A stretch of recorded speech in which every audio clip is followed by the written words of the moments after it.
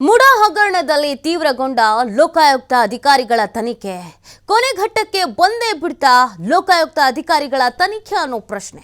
ಮುಡಾ ಮಾಜಿ ಆಯುಕ್ತ ನಟೇಶ್ಗೆ ನೋಟಿಸ್ ಅನ್ನು ನೀಡಿದ್ದಾರೆ ಲೋಕಾಯುಕ್ತ.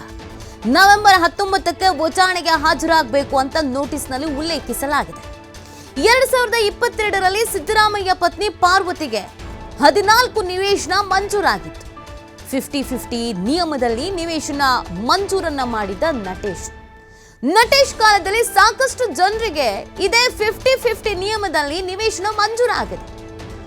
2014ರಲ್ಲಿ ಪರಿಹಾರಕ್ಕಾಗಿ ಮೊದಲು ಅರ್ಜಿಯನ್ನ ಸಲ್ಲಿಸಿದ್ರು ಪಾರ್ವತಿ. ಆಗಿನಿಂದ ಸತತವಾಗಿ 8 ವರ್ಷಗಳು ಪರಿಹಾರಕ್ಕಾಗಿ ಮನವಿ ಮಾಡಿಕೊಂಡಿದ್ದಾರೆ.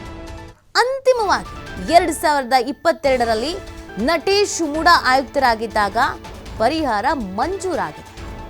50-50 ನಿಯಮಾನುಸಾರ 14 ನಿವೇಶನಗಳ ರೂಪದಲ್ಲಿ ಪರಿಹಾರವನ್ನ ನಟೇಶ್ ನೀಡ್ತಾರೆ. ಮಾಜಿ ಆಯುಕ್ತ ನಟೇಶ್ ಇದು ಅಕ್ರಮ ಅಂತ ಆರೋಪಿಸಿರುವಂತ ದೂರುದಾರ ಸ್ನೇಹಮಯಿ ಕೃಷ್ಣ ಸಾಕಷ್ಟು ಕುತೂಹಲ ಕಾರಣವಾಗ್ತಾ ಇದೆ. ತನಿಖೆ ಅಂತಿಮ ಹಂತಕ್ಕೆ ಬಂತ ಅನ್ನೋ ಪ್ರಶ್ನೆ. ಈ ಬಗ್ಗೆ ಮತ್ತಷ್ಟು ಮಾಹಿತಿಯನ್ನು ನೀಡ್ತಾರೆ ನಮ್ಮ ಪ್ರತಿನಿಧಿ ಪುನೀತ್ ಮೈಸೂರಿಂದ ಲೈವ್ನಲ್ಲಿ ಜಾಯ್ನ್ ಆಗ್ತಾ ಇದ್ದಾರೆ. ಪುನೀತ್, ಮುಡಾ ಕೇಸ್ ಸಾಕಷ್ಟು ಸಂಚಲನ ಕಾರಣವಾಗಿತ್ತು. ಅನೇಕರಿಗೆ ನೋಟಿಸು, ಹಲವರ ವಿಚಾರಣೆಯ ನಂತರ ಈಗ ಪ್ರಶ್ನೆ ಮೂಡ್ತಾ ಇರೋದು ತನಿಖೆ ಯಾವ ಹಂತದಲ್ಲಿ ಇದೆ. ಸೊ ಕೊನೆಯದಾಗಿ ನೋಟಿಸ್ ಕೂಡ ಬಂದಿದೆ ಅನ್ನೋದು ಗೊತ್ತಾಗ್ತಾ ಇದೆ. ಯಾವಾಗ ಉತ್ತರ ಕೊಡ್ತಾರೆ ನಟೇಶ್, ಯಾವ ಹಂತದಲ್ಲಿ ತನಿಖೆ ಇದೆ ಪುನೀತ್?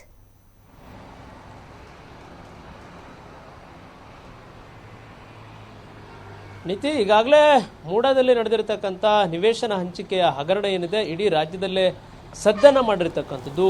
ಅದರಲ್ಲೂ ಪ್ರಮುಖವಾಗಿ ಮುಖ್ಯಮಂತ್ರಿಗಳಿಗೆ ಸಂಬಂಧಪಟ್ಟಂತಹ 14 ನಿವೇಶನ ಹಂಚಿಕೆ ವಿಚಾರ ಏನಿದೆ ಇದು ಪ್ರಮುಖವಾದಂತಹ ಒಂದು ಪ್ರಕರಣ ಆಗಿರ್ತಕ್ಕಂಥದ್ದು. ಈ ಒಂದು ಪ್ರಕರಣಕ್ಕೆ ಸಂಬಂಧಪಟ್ಟಂತೆ ಈಗಾಗಲೇ ಲೋಕಾಯುಕ್ತ ಅಧಿಕಾರಿಗಳು ತನಿಖೆಯನ್ನು ಮಾಡ್ತಾ ಇದ್ದಾರೆ. ಆ ಒಂದು ತನಿಖೆಗೆ ಸಂಬಂಧಪಟ್ಟಂತೆ ಈಗಾಗಲೇ ಮುಖ್ಯಮಂತ್ರಿಗಳು ಇರಬಹುದು, ಅವರ ಪತ್ನಿ ಪಾರ್ವತಿ ಅವರು ಇರಬಹುದು, ಅವರ ಬಾಮೈದ ಮಲ್ಲಿಕಾರ್ಜುನ ಸ್ವಾಮಿ ಅವರು ಇರಬಹುದು, ಜೊತೆಗೆ ಮೂಲ ಜಮೀನಿನ ಮಾಲೀಕ ಏನಿದ್ದಾನೆ ದೇವರಾಜು, ಇವರೆಲ್ಲರನ್ನೂ ಕೂಡ ವಿಚಾರಣೆಗೊಳಪಡಿಸುವಂತ ಒಂದು ಕೆಲಸವನ್ನ ಲೋಕಾಯುಕ್ತ ಅಧಿಕಾರಿಗಳು ಮಾಡಿರ್ತಕ್ಕಂಥದ್ದು. ಈಗ ಪ್ರಮುಖವಾದಂತಹ ಒಂದು ಘಟ್ಟ ಇಲ್ಲಿ ಏನು ತನಿಖೆ ಆಗುತ್ತೆ, ಈ ಒಂದು ವಿಚಾರಣೆ ಏನಾಗುತ್ತೆ, ಇಲ್ಲಿಯೇ ಪ್ರಮುಖವಾದಂತಹ ಎಲ್ಲ ಅಂಶಗಳು, ಈ ಒಂದು 14 ನಿವೇಶನ ಹಂಚಿಕೆಗೆ ಸಂಬಂಧಪಟ್ಟಂತ ಎಲ್ಲ ಮಾಹಿತಿಯು ಕೂಡ ಲಭ್ಯವಾಗ್ತಕ್ಕಂಥದ್ದು.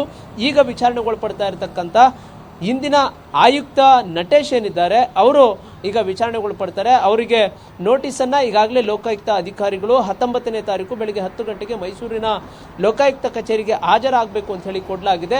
19ನೇ ತಾರೀಕು ಅಂದರೆ ಮಂಗಳವಾರ ಬೆಳಗ್ಗೆ 10 ಗಂಟೆಗೆ ಇದೇ ನಟೇಶ್ ಅಂದರೆ ಮೂಡಾದಲ್ಲಿ ಹಿಂದೆ ಆಯುಕ್ತರಾಗಿದ್ದಂಥವರು ಇವರ ಒಂದು ಅಧಿಕಾರಾವಧಿಯ ಸಂದರ್ಭದಲ್ಲೇ 14 ನಿವೇಶನಗಳನ್ನು ನೀಡಲಾಗಿರ್ತಕ್ಕಂಥದ್ದು. ಹೀಗಾಗಿ ಅವರನ್ನು ವಿಚಾರಣೆಗೊಳಪಡಿಸುವಂಥ ಒಂದು ಕೆಲಸವನ್ನು ಮಾಡಲಾಗುತ್ತೆ. ಅಲ್ಲಿ ಸಾಕಷ್ಟು ಪ್ರಶ್ನೆಗಳನ್ನು ಮಾಡಲಾಗುತ್ತೆ. ಈಗ ಲೋಕಾಯುಕ್ತ SP ಉದೇಶ್ ಅವರ ಒಂದು ನೇತೃತ್ವದಲ್ಲಿ ಏನು ತನಿಖೆಯನ್ನು ಮಾಡಲಾಗ್ತಾ ಇದೆ, ಈ ಒಂದು ಸಂದರ್ಭದಲ್ಲಿ ನಟೇಶ್ ಅವರಿಗೆ ಮೇಲ್ನೋಟಕ್ಕೆ ಕಂಡು ಬರತಕ್ಕಂಥ ಪ್ರಶ್ನೆಗಳನ್ನು ನೋಡಿದಂತಹ ಸಂದರ್ಭದಲ್ಲಿ ದೇವರಾಜು ಎಂಬುವರು ಯಾವಾಗ ಜಮೀನನ್ನ ಮಾರಾಟ ಮಾಡಿದ್ರು, ಆ ಜಮೀನನ್ನ ಮಾರಾಟ ಮಾಡಿದಂತಹ ಸಂದರ್ಭದಲ್ಲಿ ಮೂಡ ಅಕ್ವೇರ್ ಆಗಿತ್ತಾ ಅಥವಾ ಇಲ್ವಾ, ಅಥವಾ ಅಕ್ವೇರ್ ಆಗಿಲ್ಲದೆ ಇದ್ದಂತಹ ಸಂದರ್ಭದಲ್ಲಿ ಕೃಷಿ ಜಮೀನನ್ನ ಮಲ್ಲಿಕಾರ್ಜುನ ಸ್ವಾಮಿ ಅಂದರೆ ಮುಖ್ಯಮಂತ್ರಿಗಳ ಬಾಮೈದ ಯಾವಾಗ ತೆಗೆದುಕೊಂಡ ನಂತರ ಮಲ್ಲಿಕಾರ್ಜುನ ಸ್ವಾಮಿ ಪಾರ್ವತಿ ಅವರಿಗೆ ಅಂದರೆ ಅವರ ಸಹೋದರಿ ಆಗಿರ್ತಕ್ಕಂಥ ಮುಖ್ಯಮಂತ್ರಿಗಳ ಅವರ ಪತ್ನಿಯವರಿಗೆ ಯಾವಾಗ ಆ ಜಮೀನನ್ನು ಅರಿಶಿಣ ಕುಂಕುಮಕ್ಕೆ ದಾನವಾಗಿ ನೀಡಿದ್ರು, ತದನಂತರ ಮೂಡ ಯಾವಾಗ ಏನು ಅಕ್ವೇರ್ ಮಾಡಿಕೊಳ್ತು, ಅಕ್ವೇರ್ ಮಾಡಿಕೊಂಡ ನಂತರ ಅಂದರೆ ಏನು ಕೆಸರೆಯ